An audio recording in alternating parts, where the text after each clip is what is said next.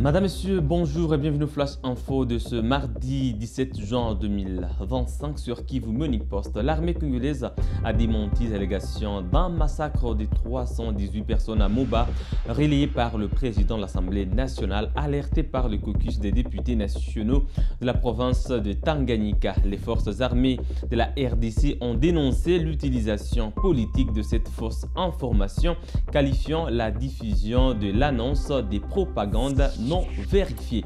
Suivez ici le général-major Sylvain Ekenge, porte-parole des FARDC. Les forces armées de la République démocratique du Congo ont suivi, comme tout le monde, l'information faisant état de 318 personnes tuées dans la nuit de samedi 14 à dimanche 15 juin 2025 dans le territoire des Moba, en province du Tanganyika. À ce sujet, les forces armées de la République démocratique du Congo portent à la connaissance de l'opinion nationale et internationale qu'aucun massacre d'une telle ampleur n'a eu lieu dans la nuit du 14 au 15 juin 2025 dans le territoire des Moba.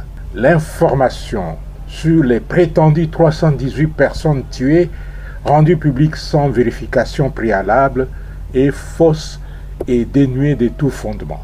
En effet, faisant les bilans sécuritaires du territoire, la société civile locale a plutôt stigmatisé l'activisme du groupe armé Mutono, à la base d'une dizaine de morts depuis 2024 au groupement Maseba dans la chefferie de Kansabala en territoire des Moba, sous l'impulsion du gouverneur de la province du Tanganyika.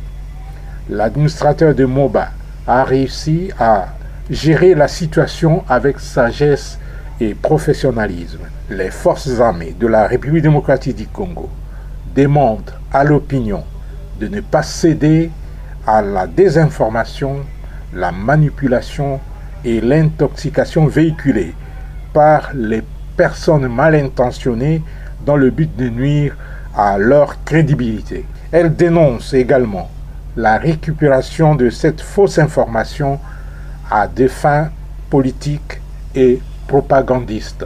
Pendant ce temps, la société civile de Moba, dans la province de Tanganyika, dénonce l'absence de l'État face à l'insécurité persistante dans cette région. Les habitants expriment leur inquiétude concernant la montée de la violence et appellent à une intervention urgente des autorités pour protéger la population. Suivez.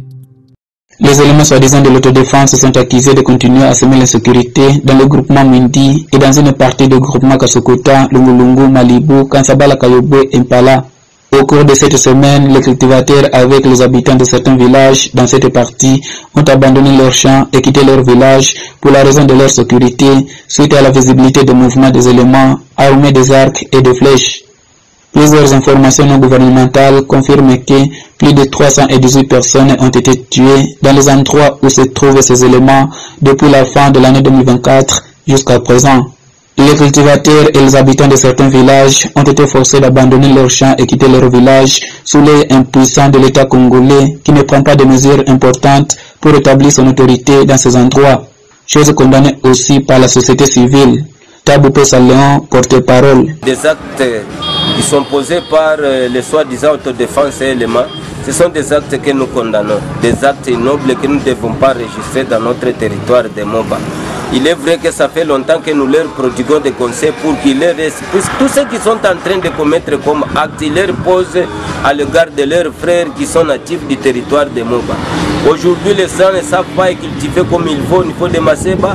Ils ne savent pas même moissonner. Donc, Maseba a pris une autre connotation. C'est ainsi que il y a les autres leaders d'autodéfense qui se sont mis ensemble disant que ça ne va pas. Ils ne doivent pas laisser le nom du territoire de Mobadé être éterni par une seule personne. Ils ont pris le temps et le courage de lui rappeler, lui prodiguer trop de conseils, mais il semble que ça n'a pas tenu. C'est ainsi qu'ils ont rédigé ces communiqués en donnant 7 jours aux leaders d'autodéfense Mutono qu'ils puissent déposer tous ces effets pour que la paix revienne dans Maseba. Le maître de CP est d'un civil qui est mort la nuit du dimanche vers lundi 9 juin après avoir été fortement tabassé par les éléments. Et une maman est restée gravement déclassée après avoir été aussi fortement tabassée par ces mêmes éléments pour motif de refuser à cotiser par force la cotisation exigée de farine, poules, chèvres, haricots et autres dans le village champêtre Nondo, Puta, Kintimpwe, Kiamabwe, Kinsie Kapindula, au bord de la rivière Mlobozi, samedi 7 et dimanche 8 juin. Lundi 10 juin, les éléments ont érigé les barrières à Kalunga Mkufu sur la route Maseba et tracassé beaucoup les passants. Oui, bien sûr, la population délaissée par le gouvernement et la raison. Présentement, l'État devrait prendre ses responsabilités. Et prendre ses responsabilités, c'est-à-dire quoi? Il doit restaurer l'autorité dans la chefferie Kansabala, groupement Maseba Mwindi et Kayobwe.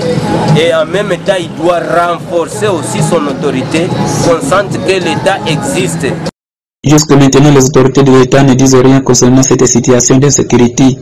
À maintes reprises, les civils non concernés et qui n'ont aucun problème continuent à condamner l'État de rester calme face aux bavures que font les éléments à la population, que beaucoup de civils disent ces éléments ne sont plus de l'autodéfense, mais plutôt sont devenus des rebelles contre le gouvernement. À Goma, Boussoubouangui Chombo Patrick a prêté serment en tant que gouverneur de la province Sud Kivu le 16 juin 2025. Il a affirmé son engagement à travailler avec la population de Bukavu pour atteindre les objectifs de l'AFC M23. Son vice-gouverneur Gadi Mukiza a également été investi lors de cette cérémonie. Suivez. Moi, Boussoubouangui Chombo Patrick, gouverneur de la province du Sud Kivu, je jure fidélité et loyauté à la République démocratique du Congo. Je m'engage à respecter les lois de la République et à ne me laisser guider que par l'intérêt général du peuple tel que défendu par l'Alliance Fleuve Congo AFC M23 jusqu'au sacrifice final suprême. À la coordination de l'Alliance Fleuve Congo AFC M23 à Goma. Conformément à la décision numéro 020-Cordo-PR-AFC-M23-2025 du 11 juin 2025 portant désignation et approbation d'un gouverneur de la province du Sud Kivu. En audience solennelle et publique en présence du coordonnateur politique de l'Alliance Fleuve Congo, coordonnateur militaire de l'Alliance Fleuve Congo, président du mouvement du 23 mars et coordonnateur adjoint de l'Alliance Fleuve Congo en charge des questions politiques, diplomatiques et juridiques, coordonnateur adjoint de l'Alliance Fleuve Congo en charge des questions économiques, financières et de développement et de mobilisation, secrétaire permanent de l'Alliance Fleuve Congo AFC M23, le Conseil de l'Alliance présent a reçu le serment de M. Boussoubouangui Chombo Patrick, gouverneur de la province du Sud Kivu, lequel a déclaré en levant la main droite: moi, Boussoubouangui Chombo Patrick, gouverneur de la province du Sud Kivu, je jure fidélité et loyauté à la République démocratique du Congo.